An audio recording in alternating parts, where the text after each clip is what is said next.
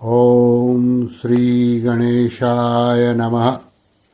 ओम श्री परमात्मने नमः। सभी गीता प्रेमियों को सादर प्रणाम के साथ जय श्री कृष्ण। सभी को नम्र निवेदन है कि ये श्लोक को ज़्यादा से ज़्यादा लोगों को शेयर कीजिए, लाइक कीजिए, हमारी चैनल को सब्सक्राइब कीजिए। इससे हमें बहुत प्रोत्साहन मिलता है।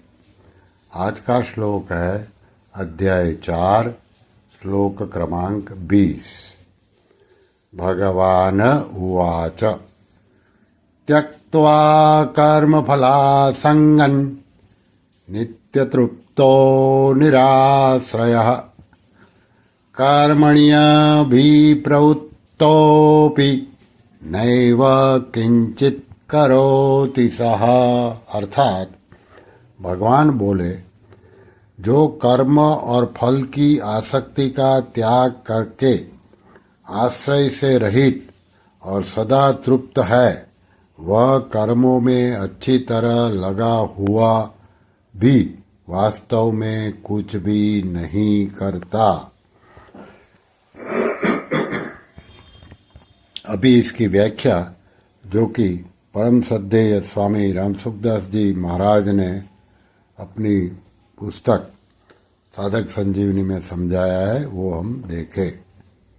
त्यक्त्वा कर्म फला संगम, जब करते समय कर्ता का यह भाव रहता है कि शरीर आदि कर्म सामग्री मेरी है, मैं कर्म करता हूँ, कर्म मेरा और मेरे लिए है तथा इसका मेरे को अमुक फल मिलेगा, तब वह कर्म फल का हेतु बन जाता है।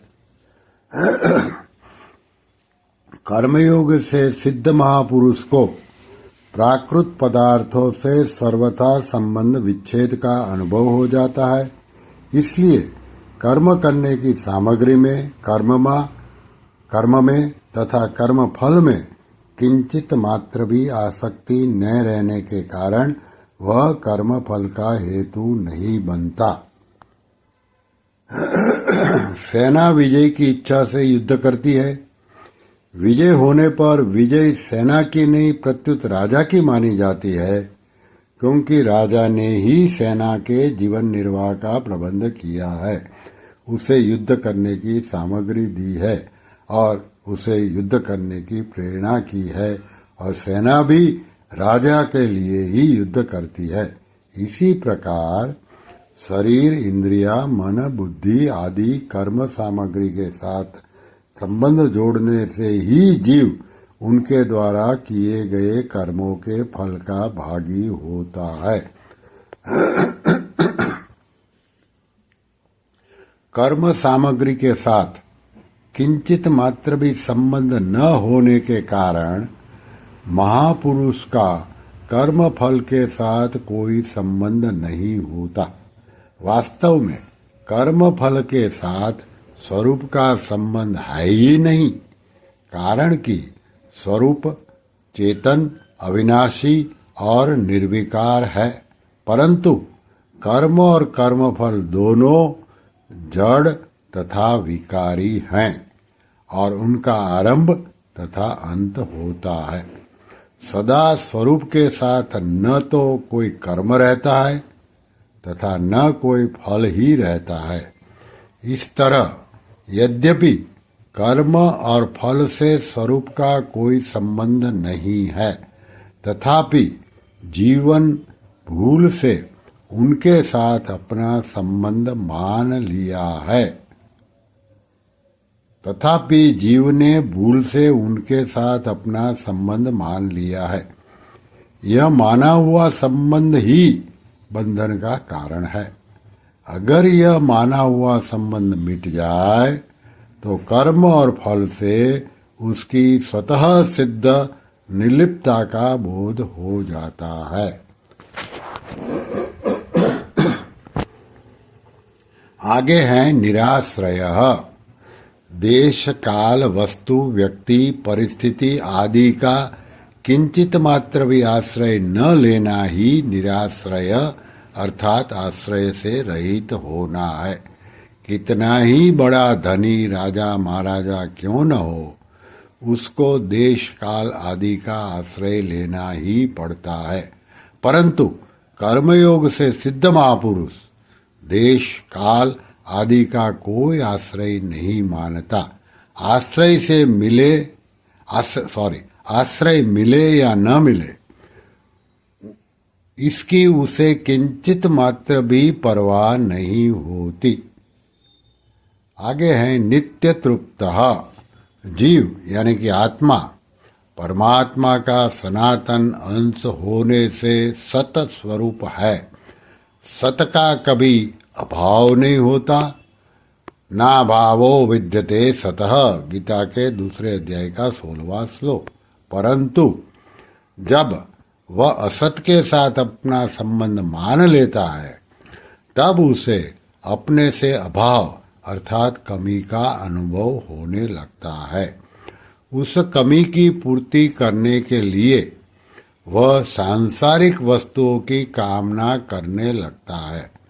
इच्छित वस्तुओं के मिलने से एक तृप्ति होती है, परंतु वह तृप्ति ठहरती नहीं, वह क्षणिक होती है।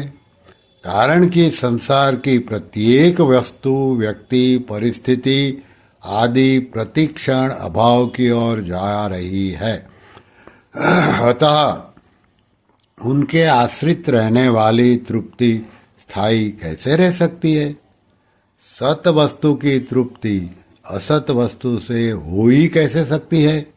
अतः जीव जब तक उत्पत्ति विनाशशील क्रियाओं और पदार्थों से अपना संबंध मानता है तथा उनके आश्रित रहता है, तब तक उसे स्वतः सिद्ध नित्य तृप्ति का अनुभव नहीं होता। कर्मयोग से सिद्ध महापुरुष निराश्रय अर्थात संसार के आश्रय से सर्वथा रहित होता है, इसलिए उसे स्वतः सिद्ध नित्य तृप्ति का अनुभव हो जाता है। तीसरे अध्याय के 17वें श्लोक में आत्मतृप्तः पद से भी इसी नित्य तृप्ति की बात आई है। कर्मण्य भी प्रवृत्तोपि नैव किंचित करोति सः। इसमें अभिप्रवृत्तः पद का तात्पर्य है कि कर्मयोग से सिद्ध महापुरुष के द्वारा होने वाले सब कर्म सांगोपांग रीति से होते हैं, क्योंकि कर्म फल में उसकी किंचित मात्र भी आसक्ति नहीं होती। उसके संपूर्ण कर्म केवल संसार के हित के लिए होते हैं। जिसकी कर्म फल में आसक्ति होती है वह सांगोपांग रीति से कर्म नहीं कर सकता, क्योंकि फल के साथ संबंध होने से कर्म करते हुए बीच बीच में फल का चिंतन होने से उसकी शक्ति व्यर्थ खर्च हो जाती है, जिससे उसकी शक्ति पूरी तरह कर्म करने में नहीं लगती। अपि पद का तात्पर्य है कि सांगोपांग रीति से सब कर्म करते हुए भी वह वास्तव में किंचिन मात्र भी कोई कर्म नहीं करता, क्योंकि सर्वथा निर्लिप्त होने के कारण कर्म का स्पर्श ही नहीं होता। उसके सब कर्म अकर्म हो जाते हैं। जब वह कुछ भी नहीं करता तब वह कर्मफल से बंध ही कैसे सकता है?